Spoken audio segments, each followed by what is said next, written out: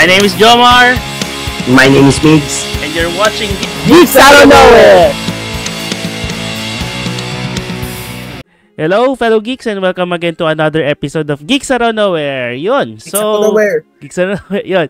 So, guys, wala muna si John for this recording. So, naganap muna ako ng pwede kong makasama. And eto, napaunlakan naman tayo ng ating friends ng isa sa mga friends natin sa podcast, si Eugene, aka Samurai Fudge. Hello, Eugene. Musta? Hello. All good. All good. So, yun. It's a sad day for our artists out here. Some writers in the comic scene. And also fans din naman. And fans. Oo. Yep. At yung mga Hispanic na bansa ngayon, we'll get to it later. Pero yun nga, napasaringan mo na. So, we talk about it na rin. So we now making this episode for we dedicate this episode for our dearly departed Akira Toriyama Sensei. So he passed last March 1 pa pala. So kailan lang siya na-announce, Friday lang ata na-announce yung passing niya. And ayun, it was a shocker na nalaman natin yung pagkamatay niya.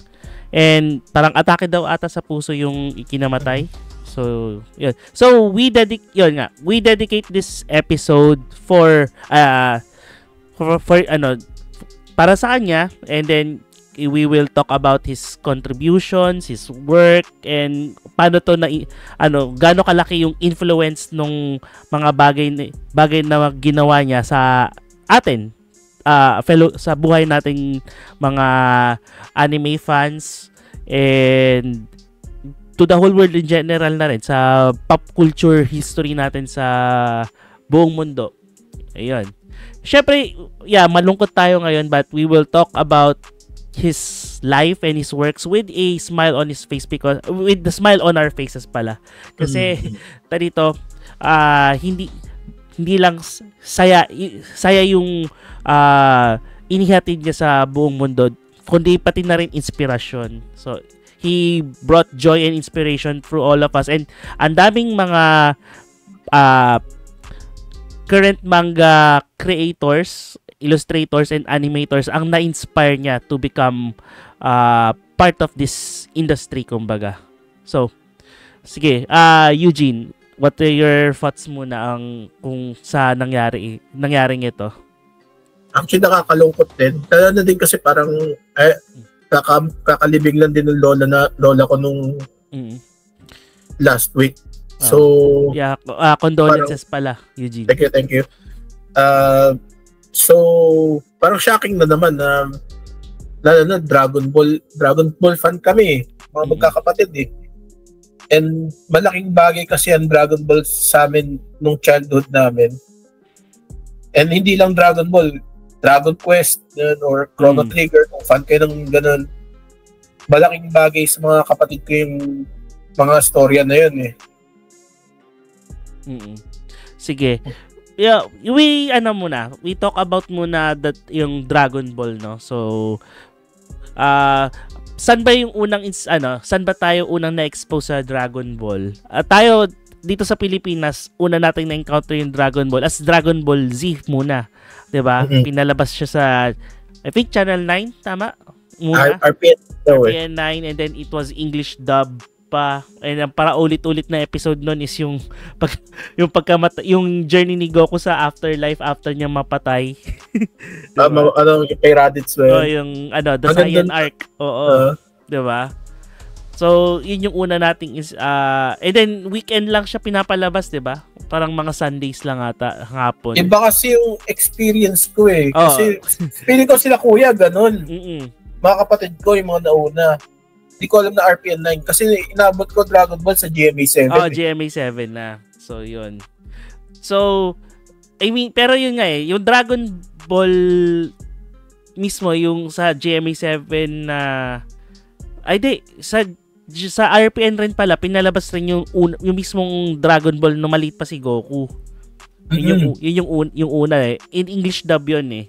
So, pero, yun nga, sa Channel 7 lang siya nabuo. From Dragon Ball, then Dragon Ball Z, and then, yun. Even Dragon Ball Kai nga, pinalabas rin dun eh. So, ayun. Ano yung nung kabataan mo, ano yung una mong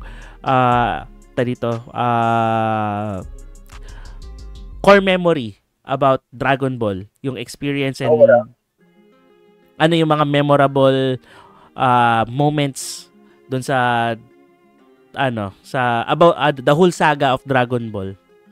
Pinapanood namin yung kasi every night. And yung original Dragon Ball yun. Yung maliit pa si Goku. Maliit pa si Goku. Though may mga times na nag-aano kami, mga hindi namin napapanood na episode. Pero lagi namin parang ritual yan na manonood kami ng Dragon Ball. So, medyo blurry sa akin yung original na Dragon Ball, pero lagi ko natatandaan yung magic stuff niya, tsaka si Clinton Cloud. Clinton Cloud. Clinton Cloud. Tapos, ang natatandaan ko din, ewan ko kung filler siya, yung Basho fan ba yun? Oo, yung Basho fan. Dito yung doon yun na unang nakilala si Chichi, di ba? Nasusunog yung nila, bahay nila. Ay, yung bahay nila, or yung country ata nila Chichi, di ba? Pero binasa ko yung manga doon, parang yung palasyo nga nila nasusunog. Oo, nasusunog. Tapos yung Basho fan. Yung Basho fan. Lagi kasi pag nag-iihaw ko mga magkakapatid, ganyan, nag-iihaw, may pamaypay. Tapos Basho fan, ginagano namin yung nag-iihaw. Ayun. And then any other memorable episodes? Siguro tournament arcs. Mga memorable story arcs ng Dragon Ball. Siguro para sa mas pinakagusto kong story arc ng Dragon Ball is yung Android Saga at yung Cell Saga. Yun yung the best. Para sa akin yung peak Dragon Ball moment talaga eh. Wala nang makakatalo na story-wise eh. Though, sabihin natin, may plot holes yung timeline na yun. May marami silang pwedeng gawin para hindi na matuloy yung Android Saga na yan. Pero, hindi, maganda pa rin eh. Parang, nandun yung passion eh. Tsaka yung yung kumbaga, yung peak ni Gohan doon lumabas eh. Yun yung peak Gohan eh. Actually nga dito, yung first Dragon Ball Z nga is yung story would be half about Goku, half about Gohan na eh. 'Di ba? Papansin mo from yung transition nga is the Cell Saga, and then susunod na sana during sana the Buu Saga, si Gohan na yung bida, kaso nga lang si Goku pa rin ang bida. Si Goku pa rin eh. Kasi kailangan siya eh. Ang daw, parang ang speculation kasi, parang hindi kasi alam ni Toriyama and how to write Gohan. Kasi he knows how to write Goku very well. Panahon na yun. What made Gohan great, siya eh, maliit lang kasi siya, tapos ang mga kalaban niya lalaki. Tapos parang ang laging reaction ni Gohan, parang lagi siya takot. Lagi siya takot lumaban. And then parang doon niya natututunan ng konti-konti na paano maging tunay na warrior katulad ng tatay niya. Ayun. Yeah, so, for me naman, so sa Dragon Ball yung original, yung maliit pa si Goku, yung isa sa mga memorable arcs na na naalala ko is yung mismong yung arc na hinahanap nila yung parang first arc na hinahanap talaga nila yung Dragon Balls. And then sumunod na yung yung Supreme Martial Arts Tournament. Yan, memorable yun. Yung di ba, nagkukunwari pang, kukunwari pa si Master Buten bilang si Jackie Chun. Di ba? And then, syempre yung, arc nila with regard, with the, Red Ribbon Army. Di ba? Which is yung Red Ribbon Army, dito, overarching story yun, umabot talaga siya sa Dragon Ball Z. Binalikan nila yun. And then, ano pa ba? Syempre, yung paglaki na ni Goku, di ba? Nag-transition na siya from maliit na bata to adolescent, di ba? Which naging transition, then transition na towards Dragon Ball Z. So, yun yung mga memorable na arcs na napanood ko sa Dragon Ball. And yun nga, kudos nga sa GMA kasi dito pinalabas nila yung buong arc, buong anime episodes ng Dragon Ball and Dragon Ball Z. Wala silang kinat doon. So kudos to them. Talagang kinumpleto nila, ipalabas kahit Filipino dub na. Okay lang sa akin. Maganda pa rin naman yung story. Yun. Pero doon natin makikita yung progression ng pagiging storyteller ni Akira Toriyama, no? So, makikita natin na napaka-chill nung Dragon Ball. Diba? Diba? Parang comedy martial arts ang major theme nung Dragon Ball. Then nag-transition siya into parang science fiction. Science fiction, then more on battle talaga, battle arc, battle manga na lang talaga siya when it transition to Z, then Super na ngayon, which is parang consultant na nga lang ata si Toriyama Sensei doon, which dito ang main illustrator na si Toyotaro. Pero yun nga, pero ang maganda rin naman for me, no, parang we can treat talaga Dragon Ball separately with Dragon Ball Z and kasi iba yung treatment talaga dun sa yung original eh. So it's funny and maraming ang mga antics dun sa Dragon Ball na parang pwedeng ma-cancel eh. Diba? Marami. Na dito lalong-lalo na yung mga arcs na there's such an episode nga na si parang inano pa ni Goku si Bulma, tarang nahubaran pa ni Goku si Bulma or something, di ba? Which is Toriyama Sensei didn't become hindi siya naging shy doon. Talagang pinakita niya yun kasi it's part of the slapstick comedy of Dragon Ball nun. And it's part of his storytelling. Diba? And even yung like for example sila Ulong, then sila Master Buten or Master Roshi, diba? Na merong pagka-pervy yung last wish pa ng dragon na yun. Oo. Yung pati daw ni Bolo. Oo. Diba? Pero it's part of the yung dito yung comedy, yung sense of humor ni Akira Toriyama Sensei, which is nung bata tayo na hindi natin maintindihan, pero later on lang natin pag nire-recall natin doon natin parang sabihin natin na napagtatanto na ganun pala yun. Parang medyo weird to pero sige. Nakakatawa pero weird pa rin. True. And sige, progression tayo ng mga memorable moments, no? So, pagdating sa Dragon Ball Z, ang one of the memorable moments sa Dragon Ball Z is yung pag-transform ni Goku into Super Saiyan. It's actually, kwento dyan. Sige, go. Kasi nung bata ako, kasi na kuya ata na-expose na sila doon well before. Parang alam na nila yung mangyayari halos. So nagtataka ako nung naglalaro kami ng PlayStation one time. Ang base ni Goku kasi doon is Super Saiyan na. Lagi ko sasabi, kaya gusto ko na rin si Goku. Ganyan. Si Goku na yan. Bakit nilawang buhok? So hindi ako aware. Hindi talaga ako aware noon. Tapos nung ano na lang, dumating na yung Frieza saga. Tapos, ano to, parang biglang namatay si Krillin. Tapos, ano mangyayari? Ano nangyayari kay Goku? Tapos din nga, nag-transform siya into Super Saiyan. Tapos, okay to, ang cool biglang, tama. Ito yan actually. Pero grabe.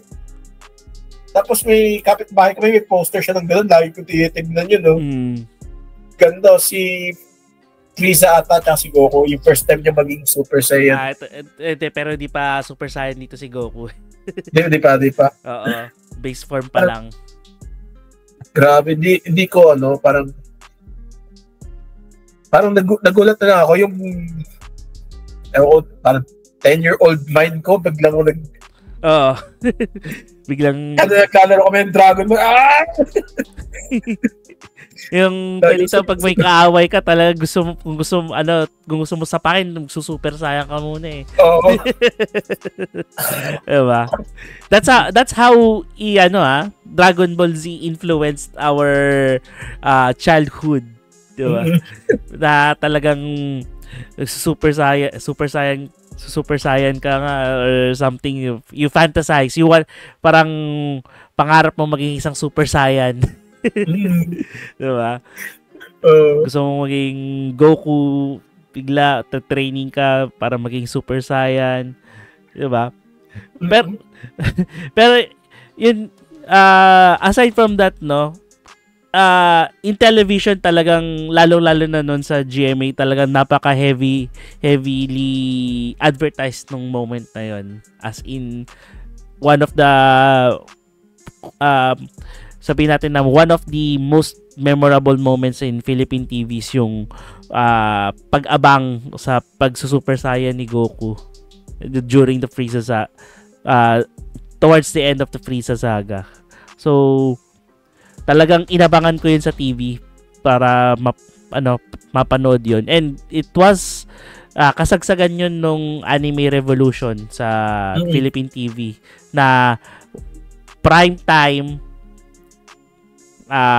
between after news around 7:30 to 9 o'clock, anime lang ang pinapalabas. That was the bright one of the talagang masabi ko na peak anime moments in Philippine history. Is walang drama or whatever. Yung mga drama sa hapon yun eh. Sa hapon. Parang nag-experiment ata si GMA nun talaga na yung pagpalitin yung time slots ng mga drama, tapos ilagay, kasi anime may panghapon siya eh, di ba? Pag uwian ng mga estudyante, doon siya pinapalabas. Pero later on, parang pinalit nila, ni-switch nila, pinaglaruan nila yung time slots ng mga or block time ng anime saka mga drama eh. So yan. Parang nilagay din natin na yung mga comedy, mga bandang gabi na rin. Oo, around. Pero mostly talaga pagdating ng gabi, anime, parang Monster Rancher, Sorcerer Hunter, yung labas na. And then yun nga, Dragon Ball. Monday to Friday, Dragon Ball. Dragon Ball. Diba, ang saya. Tapos, kasi naman dito, ang haba ng Dragon Ball Z talagang ang daming episodes nun kayang tumagal ng 1 taon na broadcast yun araw-araw diba? Kasi parang may point ata na grade 1 ako, nandun ata yung Frieza saga, tapos parang pagdating ka grade 3 or grade 4, busaga na siya. Busaga na, diba? Sobra haba, pero ilang episodes lang ba? Pero ewan ko lang kasi syempre puro commercial din naman ng GMA nun so talagang napapahaba nila yung episodes. So sabihin natin mga 15 minutes for a 30-minute episode, 15 minutes lang yung mismong anime, 15 minutes naman yung puro commercial. So, kaya nila pahabain yun. Di ba? Mas mahaba pa yung laban ni Goku tsaka ni Frieza nung yung Super Saiyan sa ganun nila. Oo. Mas mahaba pa yung laban. Yeah. Totoo. And then, napanood mo naman ba yung, yung Dragon Ball Super? Di parang nawalan na ako ng gana sa Super. Kasi hindi naman din na si Toriyama eh. Pero natutuwa si Toriyama pa rin yun. Si Toriyama pa din. Yung GT lang yung hindi. Ay, GT. Yung GT hindi. Si Toriyama pa rin yung Super sa Dragon Ball Super. Na-curious ako. So, pinanood ko yung superhero may poster ako dyan sa likod. Yun, Dragon Ball Super Heroes. Interesting take kasi yung Super. Kasi, para sa akin, pag titignan ko talaga kasi parang nagtapos na Dragon Ball sa Cell Saga na talaga eh. Para yun na yung take ko eh. Kasi yung para saan yun talaga yung peak Dragon Ball. Pero pag pinapanood ko yung yun nga, yung si Beerus, parang ang ganda kasi ng concept na tsaka si Frieza na gold. Parang maganda yung concept, maganda yung take. Yun nga yung diba, di mo akalain that yung diba, Super Saiyan actually ito hindi siya yung super dun sa main canon talaga ng Dragon Ball, hindi considered na canon yung Super Saiyan 4. Hindi pa considered canon. Hindi pa considered. Oo. Kasi parang yun nga, wala now na yumao na si Toriyama Sensei, hindi na siguro ma-incorporate yung Super Saiyan 4. Hindi na, hanggang Ultra Instinct na lang talaga. Yun na yun. Pero yun nga, coming back, makikita natin yung from Dragon Ball Z up to Dragon Ball Super. Meron pa palang power progression si Goku beyond Super Saiyan 3. 'Di ba? Which is Super Saiyan God. Which is parang ilang years bago mangyari 'yon after the main series has ended, 'di ba? Halos decades na. Decades halos 'yon. Binalik lang siya siguro. Kailan ba pinalabas yung yung inintroduce yung sila Beerus, 'di ba? Parang mga 2019? Ay, hindi. Earlier years pa nun. Siguro early 2010 siguro. Oo, yung mga ganun. Which is, dito, kung iisipin mo, kaya nagkaroon ng ganun kasi malaki pa yung nakita nila na laki pa ng viewership ng mga tao or malaki pa rin yung fanbase ng Dragon Ball. Hindi lang sa Japan, kundi sa buong mundo. As in, it's cultural icon na mismo si Goku di ba? Tsaka sa Mexico, parang ginawa nilang national holiday. Yung May 5. May 9. May 9 kasi Goku actually sa Japan yun kasi 5-9 numbers yun ng May 9. So it corresponds with 5 which is Go and 9 is Q or Ku. Okay. Goku Day ang May 9 sa Japan. So yun. And yun tarito, babalik tayo sa story sa storytelling ni Toriyama Sensei Yung a little bit of trivia lang na yung pinagbasehan pala nung first arc pinagbasehan pala nung story ng Dragon Ball siguro yung on the first part is yung journey yung about yung Chinese story nung Journey to the West. Journey to the West yun kay yung Monkey King, Sun Wukong. Tsaka may Diba? pinasi pa siyang iba, pero parang yung sa Dragon Ball mismo, parang imbis na may 8 daw na ano yun, na parang pearls na kokolektahin mo pag wish.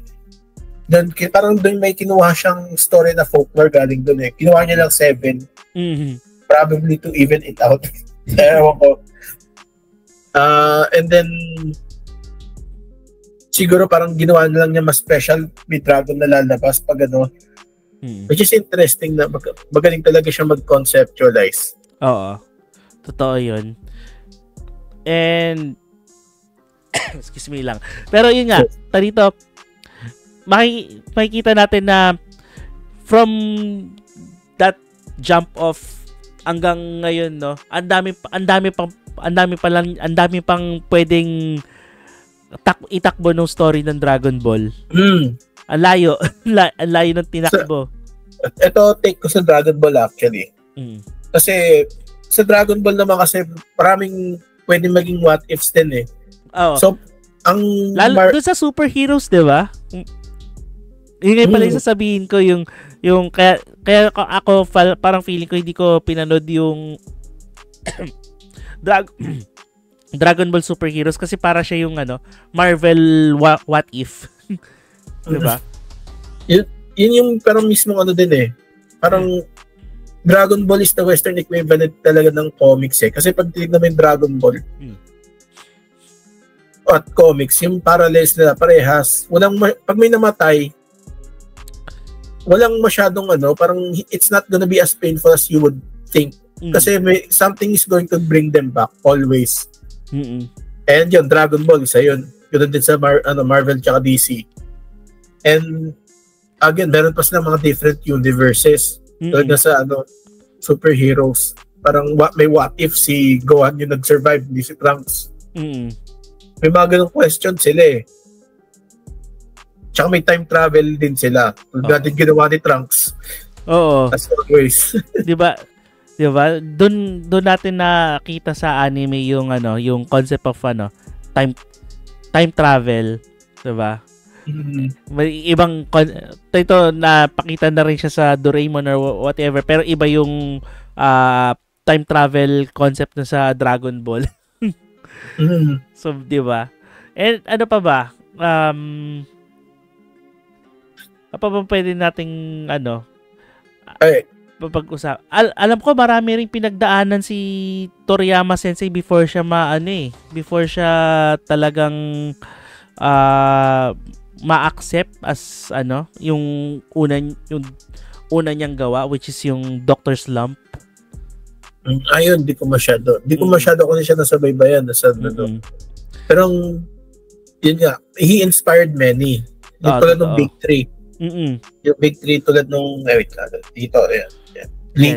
Bleach, One Piece, tsaka Naruto. Actually, si Ichiro Oda ata, tsaka si yung sa Naruto. Parang ata. Masashi Kishimoto. Kishimoto. Silang dalawa ata. Parang intern sa office ni Toriyama. Parang siguro sila, taga-sketch sila, ganun, or for Toriyama. And then parang dun sila nag-inspire, kumuha ng inspiration sa mga mga sa stories na, and it shows, lalo na sa ang pinaka-big example na lagi kong alalahanin. Pag lagi nagtatanggal ng damit sila Goku, yun, para mabigat. Ganun lang. The best, I think, na ginawang reference yun, Naruto. Nung ginawa sa Naruto yun, parang siguro naisip ni Kishimoto na, let's do it better. Yung kay Rock Lee, nung binagsak niya yung weights niya. Oo. Ay, wala lang yun. Tama. Ang daming yun, mapunta tayo doon na ang daming references and inspirations na kinuha ng mga different manga artist from Dragon Ball. Yun, nasabi mo na yung isa. Si Rock, yung paglaglag ng mga weighted garments. It's one reference and inspiration yun kay from Dragon Ball. Yung isang pinakasikat is yung yung Yamcha pose. Yamcha pose. Diba?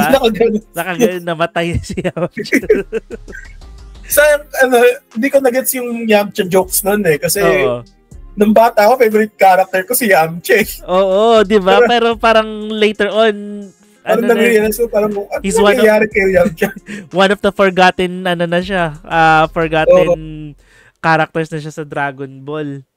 Which is parang ang lungkot, no? He's one of Goku's best buddies nung earlier parts of Dragon Ball, pero kalaunan, parang siya yung napariwara. Parang wala na. Nawal. Yeah. Okay lang 'yun. Pero yun kasi yung progression progression ng story And yun. Pero at least memeable pa rin si Yamcha. Memeable. Sobrang memeable ni Yamcha. Pwedeng napanood mo ba yung Team 4 Star? Hindi pa. Siya, Dragon Ball Abridged siya. Tapos parang joke parody siya, parang dinadub lang siya ng English dub siya, pero parang joke. Tapos di ba yung Android Saga, ginanon si Yamcha. Tapos parang tinusok, di ba? Tinusok. Tapos sabi ni Goku, "Oh no, Yamcha's been Yamcha'd." Sabi ko, grabe. Tawa ko ng tao Oo. Sige, babalik tayo doon sa mga other yung power progression, yun isa pa sa mga inspiration yun na kinuha ng mga different manga creators from Dragon Ball, 'di ba? Sa natin actually yun nga, going back yung transformation ni Naruto sa 'di ba? Galing rin yun sa Super Saiyan form ni Goku. Apa ba? Parang mostly lahat pati ata yung Halo hat, yung Bankai siguro. 'Di ba? Meron at least inspiration yan galing sa Dragon Ball. And ano pa ba? Isa sa mga ito yung one of the most heavily parodied anime na rin itong Dragon Ball kasi lalo na kung pinanood mo yung yung Gintama. Grabe. Grabe yung pagpaparody nila sa Dragon Ball Kasi parang at that point kasi nasa level ng sa Japan siguro. Nasa level of The Simpsons na kasi ang Dragon Ball Parang they already did it At that point, parang, if I'm gonna do this, but Toriyama already did it, parang gano'n Iyon. Pero, ito tanong ko lang sa Eugene, how did Akira Toriyama Sensei inspired you to become a comic artist? Mahirap pero kasi iba talaga naging inspiration ko for art. For artists. Or yun nga. Did he become an inspiration to you? In some ways siguro, Pero thinking back kasi, nung bata pa lang kasi ako, nagdo-drawing na ako. Pero pangit. Sabihan. Bata lang ako Ang pinaka gusto ko talaga i-drawing talaga ng Dragon Ball. Dragon Ball, laging dinodrawing ko Dragon Ball. Yung unang comics ko na ginawa ko na sa sketchpad ko lang na kalokohan lang. Parang binis ko from Dragon Ball din with mixes lang with Avatar ganun. Kasi yung bida may muscle tapos mahaba buhok parang Super Saiyan 3. Tapos magkakaroon dapat sila ng tournament arc. Yun yung parang naging parang yung naging pauso ni Toriyama kasi most of all halos lahat ng mga anime hindi nga lang JoJo may tournament arc. Oo, yun. Tama, tournament arc. Yun yung isa sa mga naging inspiration din ng reference din ng ibang manga creators galing Dragon Ball. Kasi kung titignan mo, di ba, parang Ghost Fighter meron. Flame of Recca, halos ka, parang kalahati ata nun, tournament arc eh. Naruto. Meron Naruto din. One Piece, siguro movie lang, no? Hindi ko na alam eh. One Piece, may tournament arc sila eh. Yung alin? One Piece. One Piece parang wala tournament arc ako naalala Bleach. sa Bleach wala. Bleach yata wala din. So, yun yung hindi nila kinopya siguro. Also, sabihin ko lang din, no? Reklamo ko lang sa Tagalog dub ng...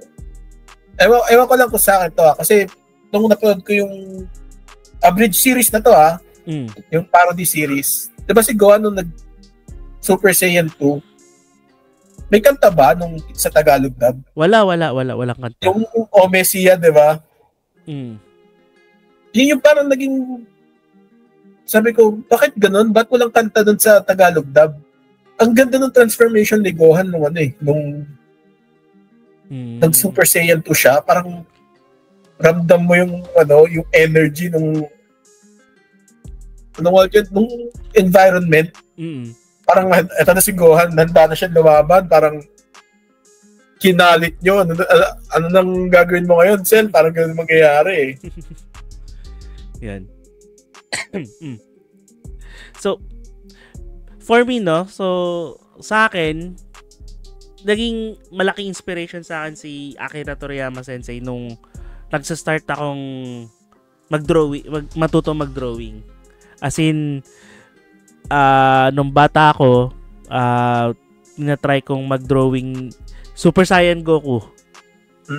As in, ngayon kasi di na ako nakapag-drawing eh. Wala, parang feeling ko, hindi na ako ganun inisip ko pa lang, parang di na ako ganun kagaling. Compared di na ako ganun ka-inspired mag-drawing compared nung bata ako. Pero nung bata talaga ako, one of the most na dinodrawing ko is or pinakamadalas na dinodrawing ko is Dragon Ball, si Goku. So his Super Saiyan form. And kasi alam naman natin na yun nga eh, napaka simple ng character design ni Akira Toriyama Sensei.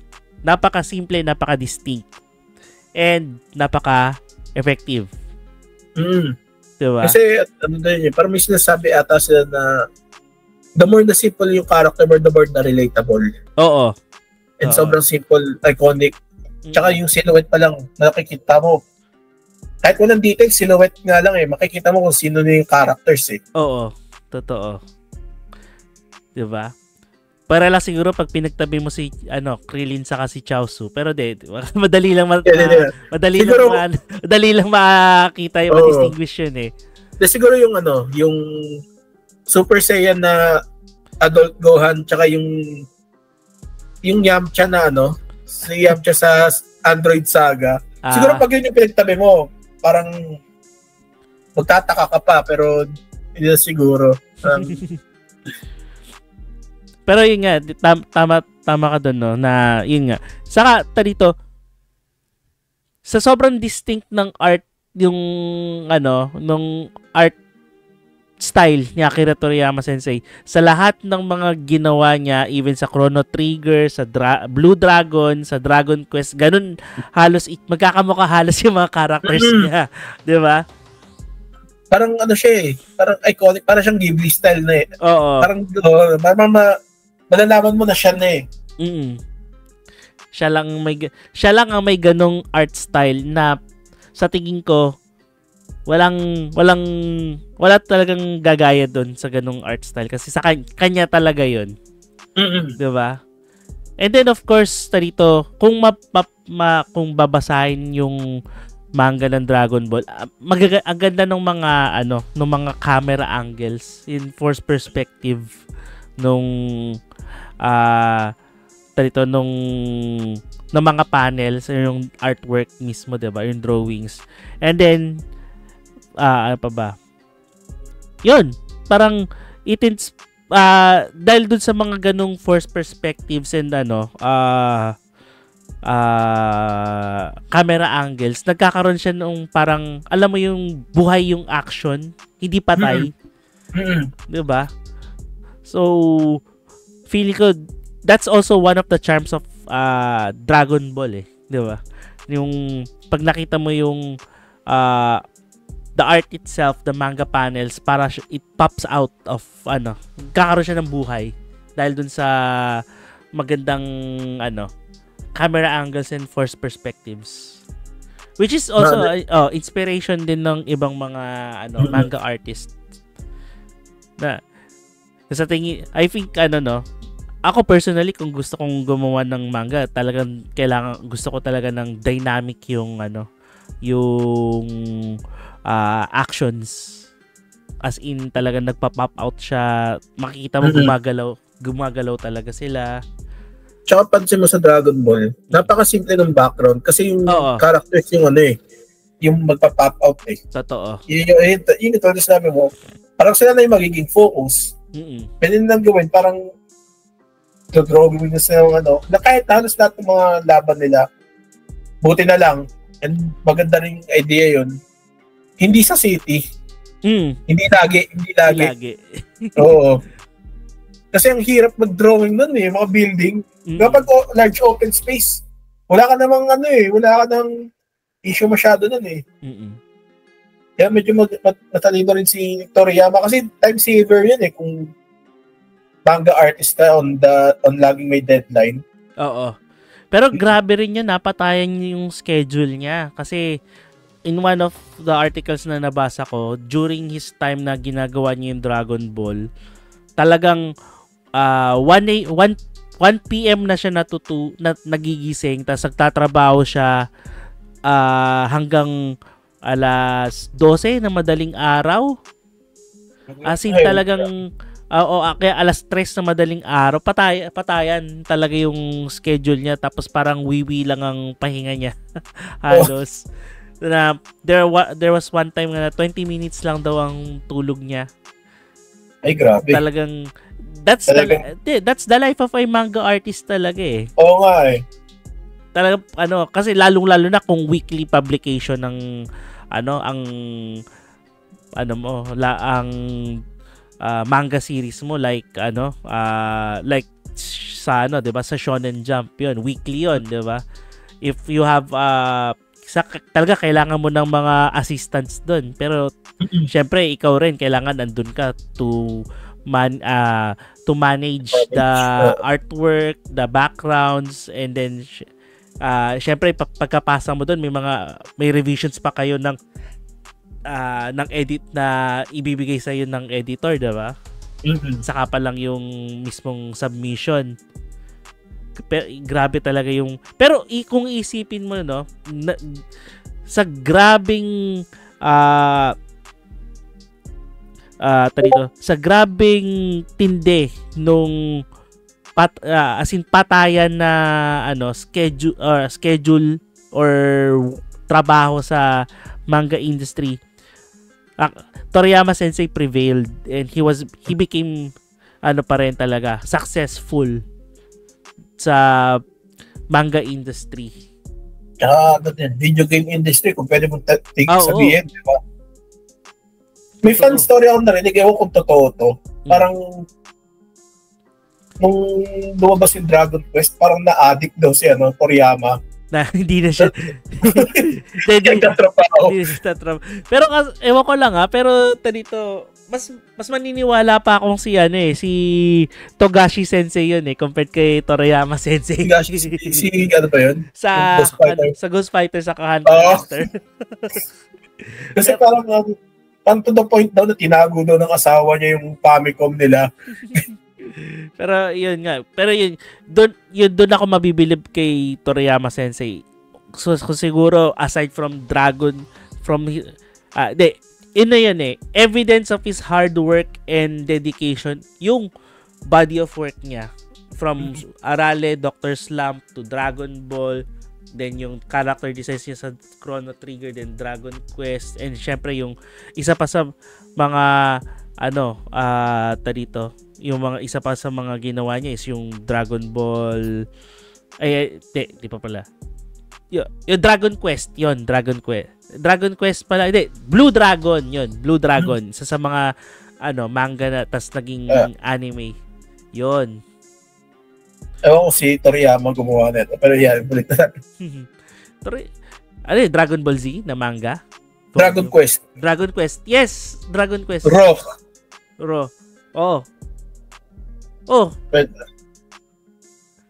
Wala naman hindi ko naman mababasa kung si Toriyama nandito eh. Anyway. Pero tignan mo naman yung yung character design. Toriyama pa rin eh. Diba? Distinct yung niya. Art style niya. Art style. Pero yun, diba?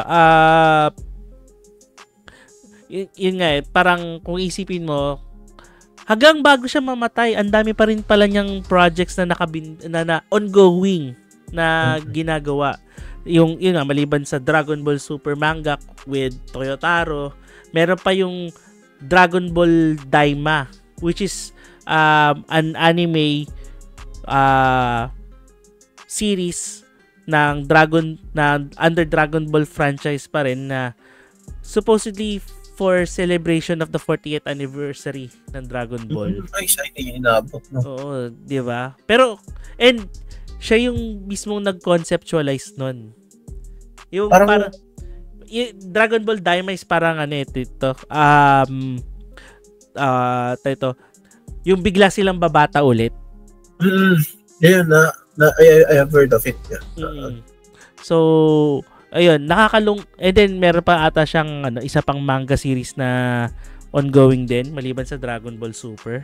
Meron pa. Parang Sun something, hindi ko na maalala. Pero yun nga, isipin mo, meron pa rin siyang tinatrabaho hanggang ngayon bago siya mamatay.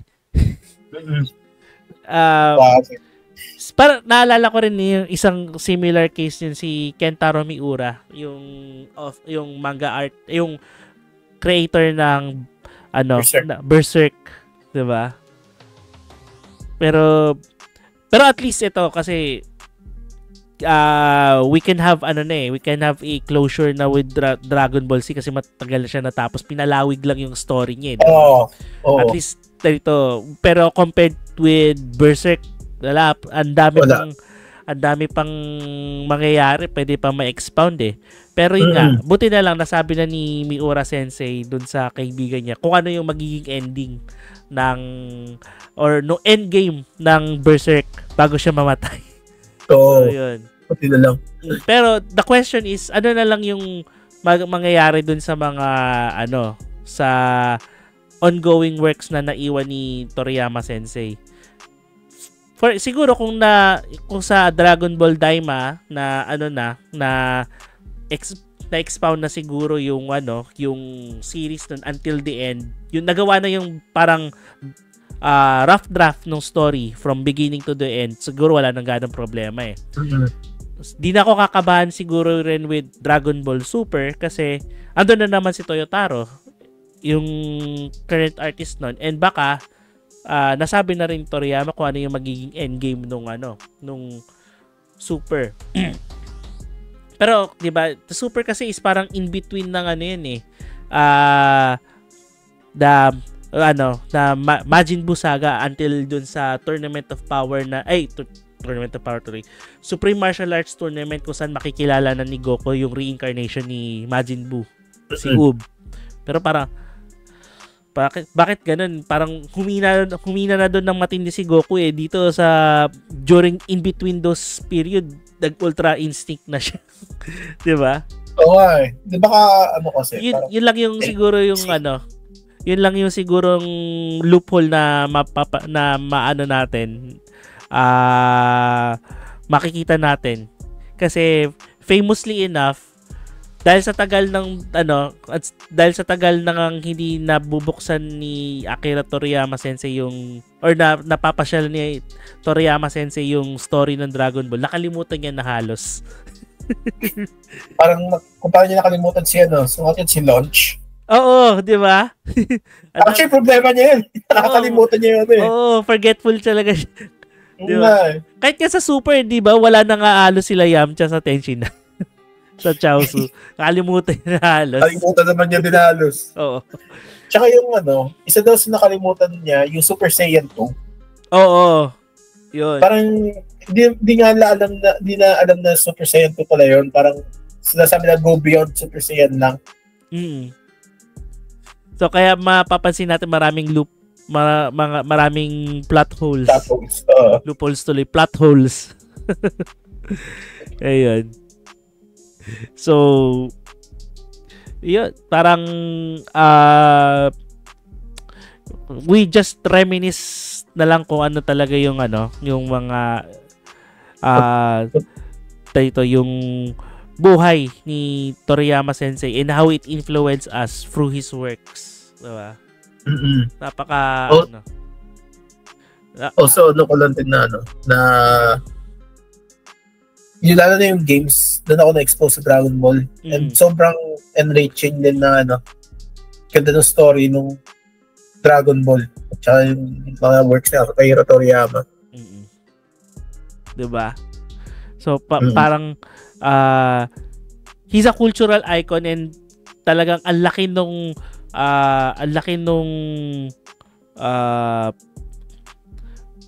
butas na iiwanan niya sa manga industry. Pero at the same time, we're happy that he lived because he gave us this body of work.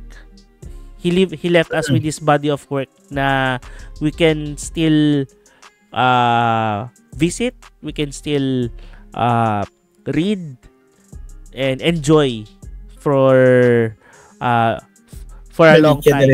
Through generations. And yun.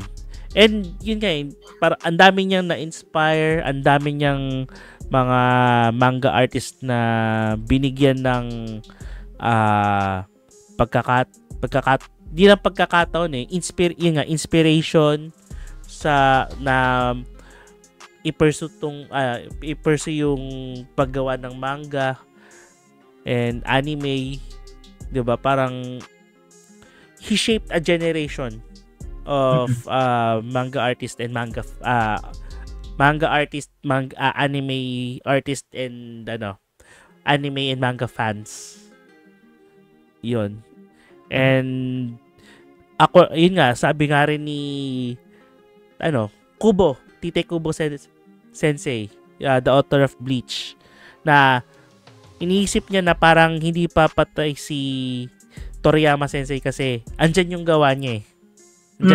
Present pa rin yung gawa niya. So parang feeling niya kahit na namatay si Toriyama Sensei, buhay pa rin siya kasi andun pa, buhay pa rin yung gawa niya. Yun. And to the point na kasi halos lahat naman ng tao, tanong mo kung sino si Goku, alam nila eh. Parang talagang parang malaking bagay yung ginawa ni Toriyama eh.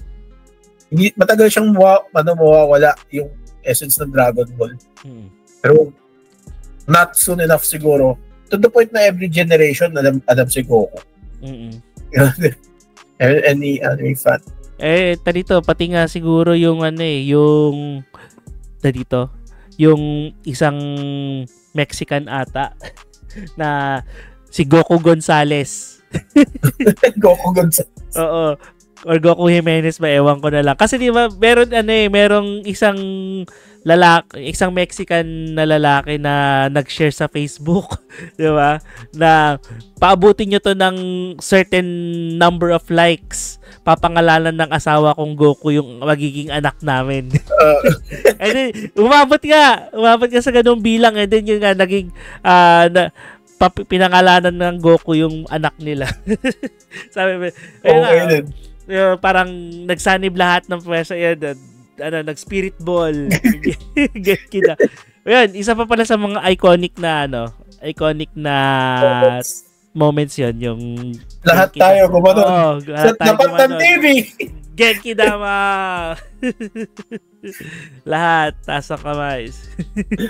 Naalala ko, siguro ang best moments ko with Dragon Ball is isusubukan ko kolektahin itong lahat. Pero palengke toys lang. Susubukan ko sila kolektahin lahat na pakompleto ko. Tapos biglang, for some reason, yung isang Tupperware ko ng buong ganun na Dragon Ball na laruan ng bata ko. Hindi ko na mahanap. Hindi ko makita. Ako, siguro, itatry kong bumili ng yung alam mo yung Bandai series ng Dragon Ball, yung binubuo, baka ganun na lang yung billing ko. Kasi Ay, maganda. mas gusto ko yun compared dun sa mga action figures Kasi yung mga action figures, fixed na yung nila Fixed na yung yung nila yung posing nila. Whereas yung sa mga yung ina-assemble mo, 'di ba? Kaya mo pang i-change yung positions nila. So ganun siguro ang ko, bibiling ko next time kung may pera. Ayan. So, yun. I think that's it, no? That's the life of that's how Akira Toriyama influenced and gave us influenced us and became a part of our lives. So, guys, if you have story about Akira Toriyama in how his stories and his body of work inspired you, so please comment lang sa comment section para malaman namin kung ano yung mga memories nyo about Dragon Ball or other body of works ni Akira Toriyama Sensei and how it influenced you. So siguro babasahin namin, i-share din namin yon in one of the upcoming episodes. Sana mag-comment kayo.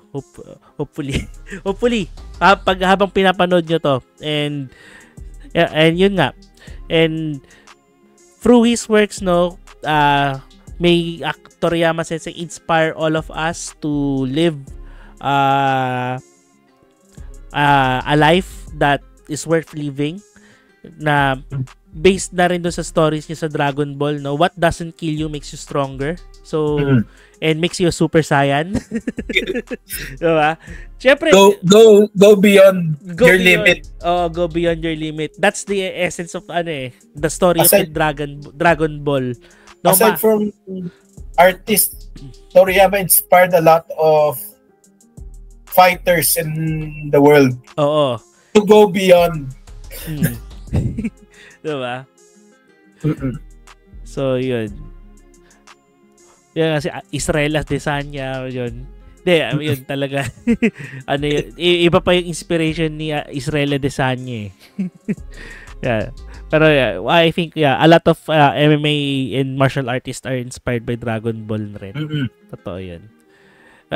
Maybe that's that would be the end of our discussion about Akira Toriyama Sensei, no? So and his body of work and his inspiration to all of us. Yung nga, Toriyama Sensei, arigatou gozaimasu, sayonara. And hopefully your spirit will be with us always. And yun nga, your spirit will always be with us through your works, and it will continue to inspire us. So sabi nga ni Luffy dito, mamamatay lang isang tao kapag hindi na siya naaalala. And I think hindi siya mamamatay kasi nasa pa rin natin siya. Nasa isip pa rin natin siya through his works.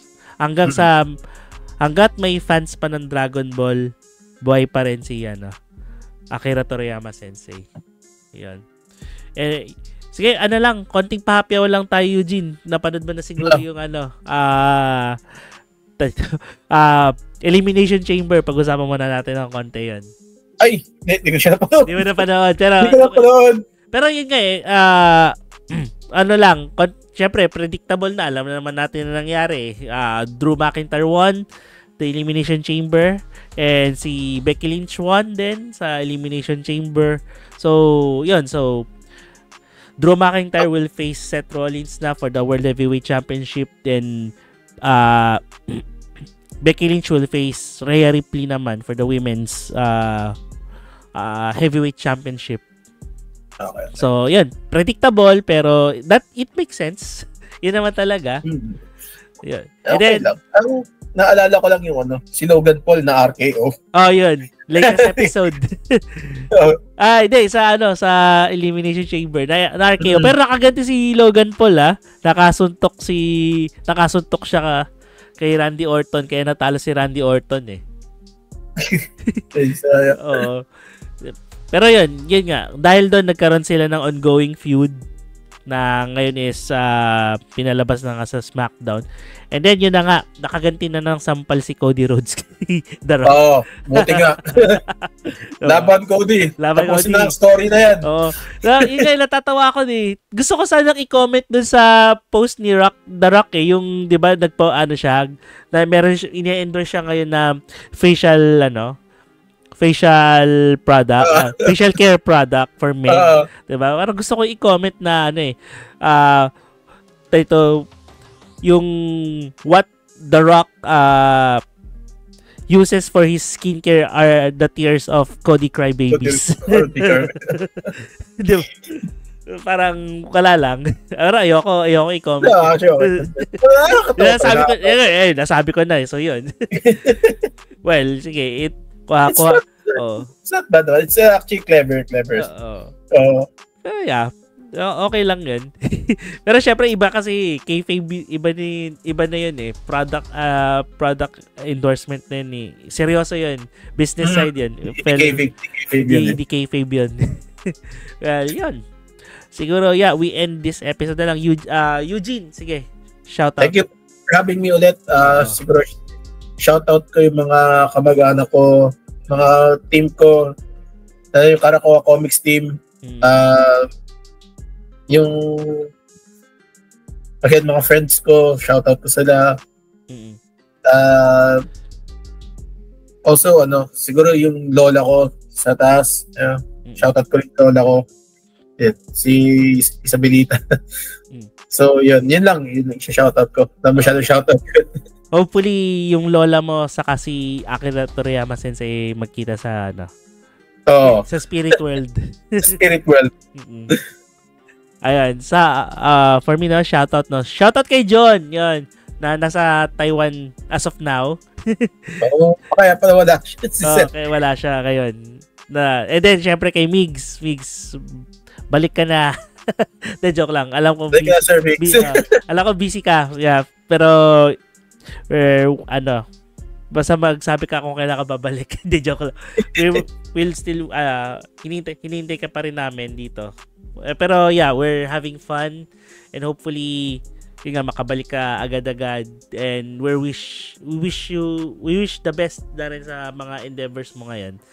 Yan lang.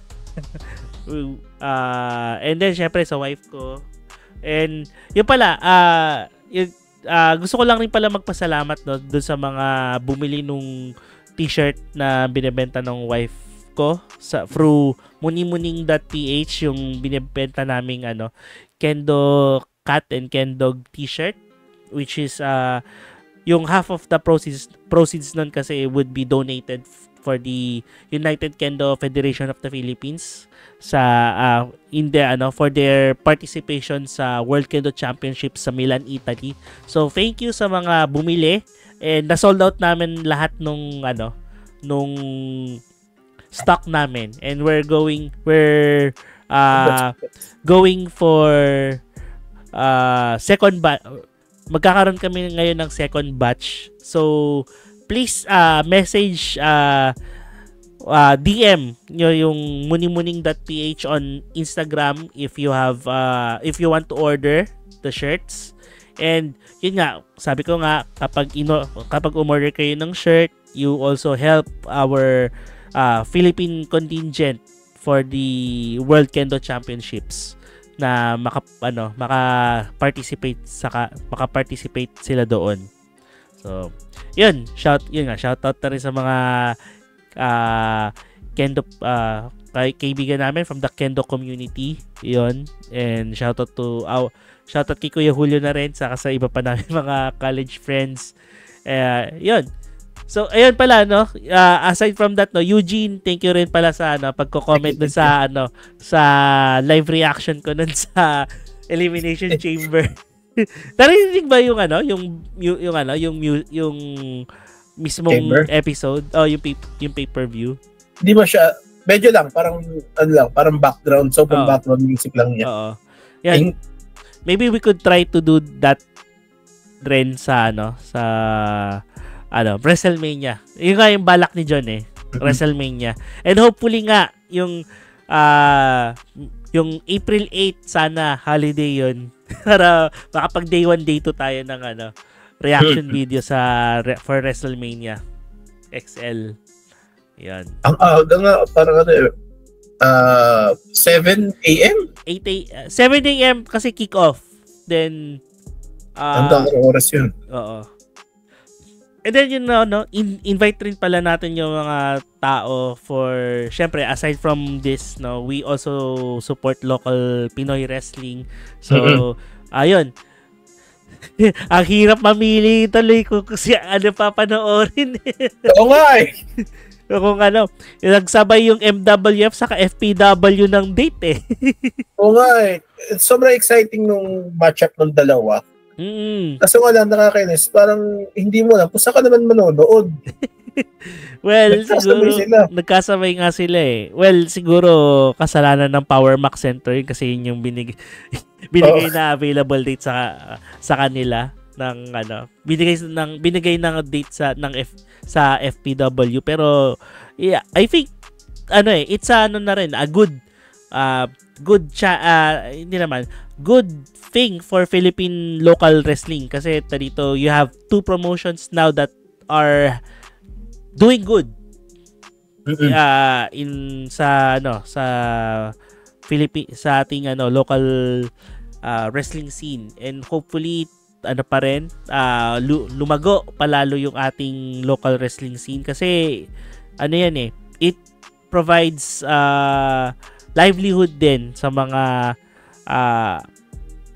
dito sa maraming tao, and at the same time syempre binubuwis rin ng mga wrestlers yung nila life and limb through those through this art expression. Kumbaga it's still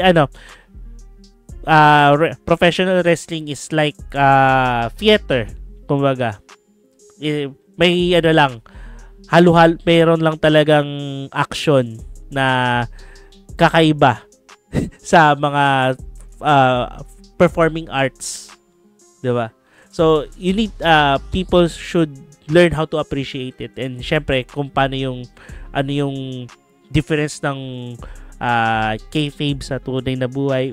Well, yeah, somewhere in between the lines are getting blurred, pero alam mo yon. That's part of the fun of being a wrestling fan, is to appreciate what is kayfabe, appreciating what is kayfabe from what is not, 'di ba? Ayun. So with that, thank you very much again for tuning with us in this episode. So yeah, and please also don't forget to like this video or dislike, and then comment na rin sa comment section kung ano yung mga reactions nyo, kung ano pa yung mga gusto nyo pang i-discuss namin sa mga susunod na episode. And yun nga, we have also our socials. So we are also present on Facebook, Instagram, Threads, and TikTok. And wala pa kami sa X or sa Twitter. Di namin pati si Elon Musk. Joke lang. Joke lang. Pero yeah. And to our listeners, thank you very much. Aside from dito sa YouTube, this episode will be also available in audio sa Spotify and other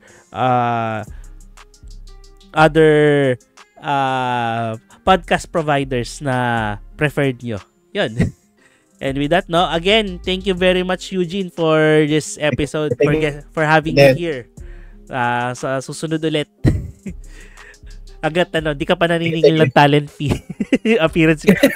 Okay pa. Okay. Joke lang. Okay lang. Pero laking bagay din na you were available for this recording in this episode, no? Para lang ma-share natin yung grief na nararamdaman natin. Well, malungkot tayo, pero I think we will be kalaunan din magiging masaya tayo dahil because of how Toriyama Sensei influenced us and shaped us to be the person that we are now. Yan. Na hindi sumusuko, na kahit anong hirap ng buhay, basta si Goku nga ganito, di ba? Siya, naging super saiyan pa nga eh. Tayo rin, di ba? Ganon din ang ma-achieve rin natin yung pagka-super saiyan ni Goku. Pero, magiging, kaya rin nating malampasan kung ano man yung lalakas tayo, And through Akira Toriyama's work, we find unity and makokonsole tayo, and syempre may unify tayo as anime manga fans. Yan. So with that ends our episode. Thank you very much again for tuning in and for watching and listening on our podcast. So hopefully you still tune into our future episodes, no? And then syempre, don't forget to like and subscribe like this video, share this video, subscribe na rin sa ating YouTube channel. And yun. Thank you very much for listening, and hopefully see you again on our next episode. This has been Jomar together with Eugene aka Samurai Fudge. And sabay-sabay ulit tayo. 1, 2, 3. We are Geeks out of nowhere. Yeah, there we go. Wala pa rin sabay-sabay. Okay lang. Thank you again. Yeah, sige. See you next episode. See you next episode.